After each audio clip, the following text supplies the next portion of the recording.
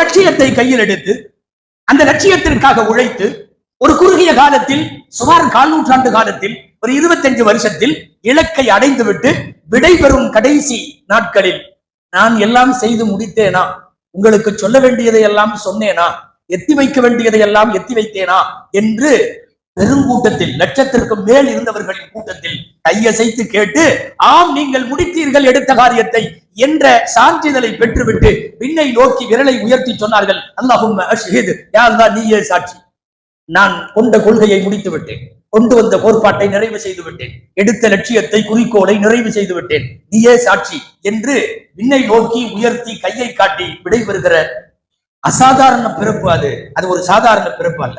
எல்லாம் வல்ல இறைவனின் வார்த்தைகளில் அகிலத்திற்கு அருட்கொடை என்கிற பிரபல்யமான பட்டத்தை பெற்ற பெரும் பிறப்பு பெருமானாருடைய பிறப்பு. 1 லட்சத்திற்கும் மேல் தீர்க்கதரிசிகள் வந்தார்கள். எல்லாரிடத்திலேயும் இருந்த எல்லா சிறப்பு தன்மைகளையும் தனித்தன்மையாக பெற்றது இந்த பெரும் பிறப்பு.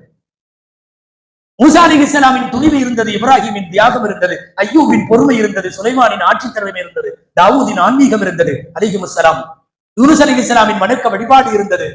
சொல்லிக்கொண்டே போகலாம்.